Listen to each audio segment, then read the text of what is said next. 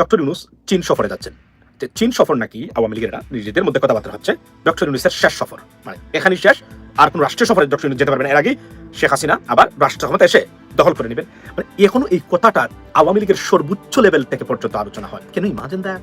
মানে কতটা সাইকোপ্যাথ এই মানুষগুলা, মানে বারবার বলার পরেও যে এখানে আমি বলি যে the historical perspective of UN Secretary General's visit to Bangladesh changed everything in terms of political rhetoric and the reality, right?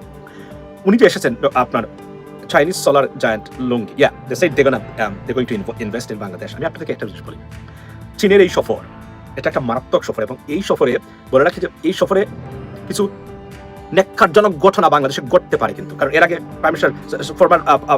Prime minister Begum Khaleda Zia যখন চীনে গেছিলেন 63টা জেলাতে বোমা হামলা হয়েছিল, উনি সফর কাটছট করে আসতে বাধ্য হয়েছিলেন। অর্থাৎ ভারত কখনোই চায় না চীনের সাথে আমাদের সম্পর্ক উন্নয়ন হোক, কেননা তারা এটা মেনে নিতে পারে না। অর্থাৎ বাংলাদেশ কোনোভাবে থ্রাইভ করুক, শাইন করুক, এটা চায় না। এটা মূল উদ্দেশ্য এই জায়গাতে। এবং যুক্তরাষ্ট্রের সাথেও প্রত্যেকটা ক্ষেত্র সুপিরিয়র সম্পর্কের ক্ষেত্রে বাধা ছিল এতদিন এই ভারতীয় মানে এজেন্ডাগুলো বা প্রপাগান্ডাগুলো।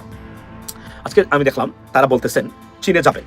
এখানে আমি বলি এই কথাগুলার একটা অর্থ কিন্তু আছে, মানে একদম যে ফাও তা নয় কিন্তু, লেডিস এন্ড জেন্টলম্যান। মনে করবেন না যে যে কোনো একজন মানুষ আপনার কোন জায়গা থেকে এই কথাগুলো আপনার বলে এসেছে, so it's not like anything to take seriously. Now you can, because এই কথাগুলো আসতে পারে রোয়ের পক্ষ থেকে বাংলাদেশে ডিস্টেবিলাইজ করা, বাংলাদেশে অপ্রীতিকর ঘটনা ঘটানো, সন্ত্রাসী কার্যক্রমের মতো ঘটনা ঘটানো বাংলাদেশে while he is in China. So you never know, that's could happen. That's why এই কথাগুলো আসতে। এবং আমি আপনাদেরকে বলি এ পর্যন্ত তাদের শিবিরের সোর্স থেকে যতটা মানে আমি স্টেটমেন্ট আপনাদেরকে দিয়েছিলাম মনে আছে, একটাও কিন্তু মিথ্যা নয়। মানে যে আমাকে দেয় সে কিন্তু মিথ্যা বলে না, কারণ তার ডাইরেক্ট কমিউনিকেশন আছে বলেই সেই কথাগুলো বলে।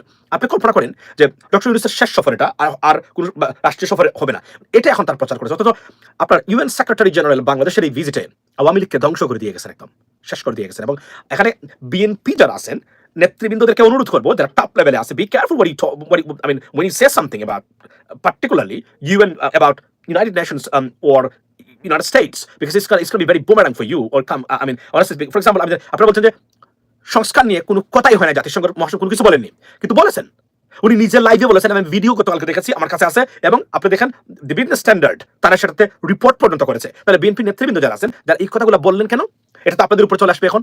এই জন্য বলছি যে United Nations, United States of America, European Union, be care very very you very aware of it when you say something about them, because মনে রাখবেন আপনারা যদি ক্ষমতায় যান you need their supports.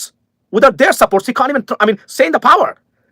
মনে রাখবেন এখন একচ্ছত্র আধিপত্য কোনো মানে বলছেন ভাইয়া আমি শুনেছি আল্লাহর ওয়াস্তে ইনশাআল্লাহ, ভাইয়া আমি শুনছি অনেক সময় শুনেন এই কথাগুলো। সুতরাং কথাগুলো বলার আগে বারবার চিন্তা করবেন আপনি কি কথা বলছেন এখানে, এটা কিন্তু ভেরি ইম্পর্টেন্ট। আমি ফর এক্সাম্পল ধরেন আপনার মির্জা ফখরুল ইসলাম আলমগীর সাহেব আপনি বলেছেন উইথ ডিউ রেসপেক্ট, আমি not speaker, I want to be disrespectful to them, but let me show you guys something. আমার কাছে ভিডিও পর্যন্ত আছে, উনি বলেছেন যে রিফর্মস মাস্ট বি ডান। এবং একটা জিনিস বলে রাখি, আমি গতকালকেও বলেছি যে আজকের এই যে আপনার যে doctor United Nations secretary general যে ভিজিটটা, এটা ভারতীয় আগ্রাসনকে একদম কবর দিয়ে গেছে, শেখ হাসিনার ভবিষ্যৎকে কবর দিয়ে গেছে। এবং যারা ডক্টর ইউনূস বিরোধী মানে বা বলতে চান নির্বাচনের জন্য প্রেশার ক্রিয়েট করতে চান, be careful because they are watching as well. এবং মনে রাখবেন এদের সাথে বন্ধুত্বপূর্ণ সম্পর্ক, আপনি দেখেছেন তার সম্পর্কটা। উনি বলেছেন আমাকে যেন ডিপ্লোম্যাটিক ল্যাঙ্গুয়েজ দিয়ে আপনি অ্যাড্রেস করবেন না। উনি বলছেন আমাকে বাধা দিয়েছেন, স্টপ করেছেন, রেস্ট্রিক্ট করে দিয়েছেন। দেয়ারফর উনি কি করেছেন, উনি বলছেন my friend, you cannot say that to my মানে United Nations secretary general my friend. In fact, if he is your friend, but উনি বলছেন না আপনাকে বলতেই হবে। Think about that. Solidarity and commitment and relationship, how deep it is. So এটাকে undermine করার কোনো সুযোগ আসলে কারণে। এবং এই জন্য বলছি যে যখন কথা বলবেন বুঝে শুনে বলতে হবে। উনি কিন্তু ডাইরেক্টলি বলছেন, আমি আপনাদেরকে দেখাই, সবাই এটা রিপোর্ট করেছে এই বিষয়টাতে যে আমরা আপনার চাই যে সংস্কার কার্যে যা বললেন জাতিসংঘের মহাসচিব। এই দেখেন I was in Gaza up to last March. Television During my দেখেন, time thank you so there, we much. started the orphan care program. Up to then, we took Excellencies, ladies and gentlemen, all এটা দেখা protocols দরকার। first. তাহলে এখন May I first of all express my enormous gratitude for the wonderful hospitality. আমি আপনাদেরকে বলি এটা শোনা দরকার। জাতিসংঘের মহাসচিব এতটা স্বতঃস্ফূর্ত বা এক্সট্যাটিক মুড নিয়ে বক্তব্য দেওয়া এবং তার অনুভূতি মানে প্রকাশ করা, এক্সপ্রেস করা, it's unprecedented. We have never seen anything like that. But বদলুক মনে হচ্ছে তার নিজের দেশে এসেছে, এবং ডক্টর মোহাম্মদ ইউনূসের সাথে তার ফ্রেন্ডশিপ, খান বয়সে এরা এল্ডারলি এজ, তো তাদের সাথে একটা মানে তাদের একটা ওয়েল ম্যাচ আছে। উনি যেগুলো বলেছেন, এবং এখানে আচ্ছা লুক এট দ্য স্মাইল, মানে উনি বদলুক এবং তার পাঞ্জাবি পরা, মানে এক কথায় বাংলাদেশের জন্য এমন ঐতিহাসিক মুহূর্ত in terms of any United Nations, even compare to United Nations, কারণ এর আগে বিল ক্লিন্টন বাংলাদেশ এর বাইরে এই সফরটা এটা একটা বাংলাদেশকে নতুন করে বিশ্বের কাছে পরিচয় করে দিয়েছে, undoubtedly have to tell that. এটাকে কোনোভাবে আন্ডারমাইন করার কোনো সুযোগই কিন্তু এখানে এই জায়গাতে আপনার নাই, রাইট? আপনারা দেখেন উনি কিন্তু রিফর্মস নিয়ে বলেছেন, অথচ মির্জা ফখরুল ইসলাম আলমগীর সাহেব বলেছেন যে রিফর্মস নিয়ে কোনো কথাই হয় নাই। এই কথাটা বলা উচিত হয়নি আপনার। কেন উচিত হয়নি? এটা আপনার উপরে চলে যাবে, এখন মানুষ আপনাকে নিয়ে হাসবে। আমরা চাই না, গতকালকে বলেছি যে এগুলো করা যাবে না, খুব কেয়ারফুলি উত্তর দিতে হবে, দেখে শুনে বুঝে শুনে একদম আপনার কি বলে এটাকে এই একদম ক্লিয়ার হয়ে তারপর উত্তর দিতে হবে। যখন জাতিসংঘ এবং ইউনাইটেড স্টেটস অথবা ইউরোপিয়ান ইউনিয়নকে নিয়ে আপনি বক্তব্য দিবেন, বি কেয়ারফুল, এটা কিন্তু ড্যামেজ বিএনপি's reputation very badly. সো এই কথাটা কিন্তু মাথায় রাখতে হবে। দেখেন উনি বলছেন এবং সব জায়গাতে আসছে না, রিফর্ম নিয়ে কোনো কথা হয় নাই, আমরা বলছি হয়েছে।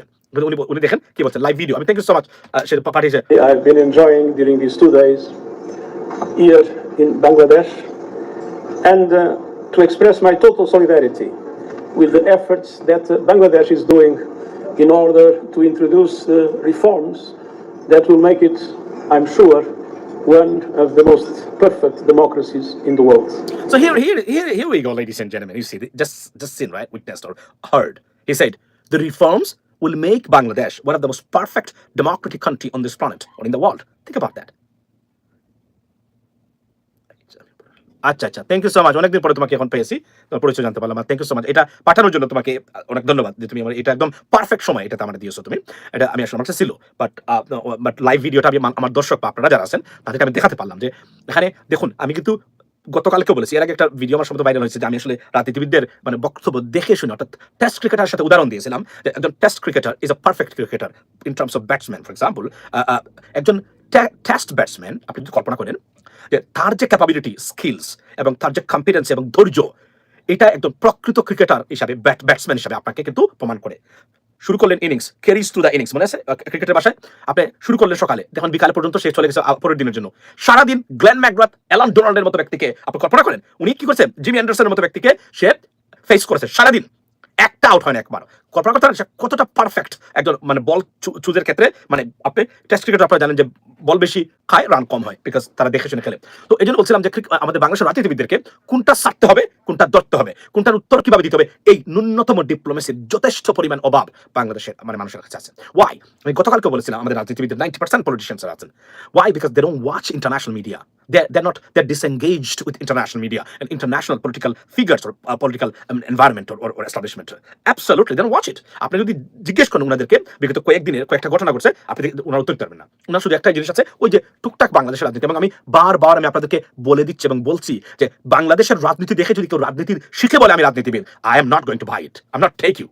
Because I don't think so. Because you learned politics from politics. Because there's no politics in Bangladesh. That's the bottom line. And I say that on many occasions, ladies and gentlemen. YouTube thumbnail করে দিতে চাই। ডিডিরনি আপনি M Rahman Masum এখানে inbox করবেন। But I need someone who can do that. I mean, there are many people, but I want someone better so that I mean, honestly speaking, কেউ করে দিতে পারে মানে এটা। প্লিজ আমাকে ইনবক্স করবেন অথবা এখানে কমেন্টস করবেন। আর হেইচ আছে, হেইচ তুমি যদি দেখো তো ওনার কাছ থেকে তার বলে দিও কোথায় কি করবে ইনশাআল্লাহ।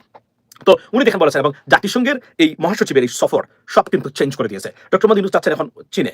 এখন আপনি দেখেন প্রত্যেকটা বড় বড় প্রজেক্টে আমি মনে করি কোনো সেন্সিটিভ প্রজেক্ট ভারতীয়দের দেওয়া করানো উচিত নয়। নো ওয়ে, এটা বিপদ হতে পারে এটা, কারণ কোন অবস্থাতে এটা করা যাবে না।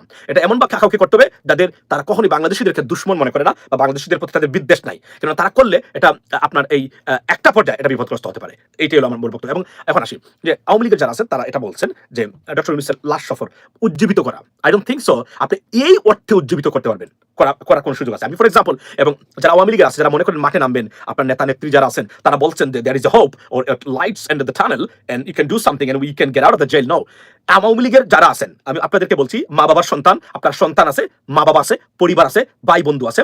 আমি আপনাদেরকে বলতে চাই একটা জিনিস, সেটা হলো আবরার ফাহাদ হত্যার রায় কি হয়েছে? 20 জনের ফাঁসি হয়েছে, 5 জনের সম্ভবত যাবজ্জীবন হয়েছে। এখান থেকে বর্তমানে যারা রাজনীতিতে আছেন খুব বেপরোয়া আচরণ করতেছেন, be careful, learn something out of it. সারা জীবন জেলের ভিতরে পচে মরতে হবে। এবং শেখ হাসিনা দেওয়ার পরে বাংলাদেশের যে পরিবর্তন হয়েছে এখন, ওইটা আর ওই জায়গাটা ফেরত যাবে না। ওইটা এখন থেকে মানে আপনার ওই আপগ্রেড হবেই। সুতরাং বাংলাদেশে আর কোনো সরকার এসে বা কোনো ধরনের নেতা বা নেত্রী এসে শেখ হাসিনার মতো দেশটাকে গ্রাপ করে কুক্ষিকৃত করে রাখতে আর কখনোই পারবেন না। এটা আমি 6 থেকে 7 বছর রাখতে বলছিলাম। একটা বার যদি নতুন জেনারেশন বা জেন জি মানে আমরা নতুন প্রজন্ম সুযোগ পায়, you cannot recover it. It's going to be irrecoverable or irreplaceable damage, and that's what exactly happened in this regard, on particularly to Awami League. So এখন থেকে আর কেউ মনে করবেন না যে আবার ক্ষমতা আসলে আবার ওই জায়গাতে যেতে পারবেন মানুষ, but the new generations particularly, nothing will go unchallenged. I can tell you that everything will be challenged.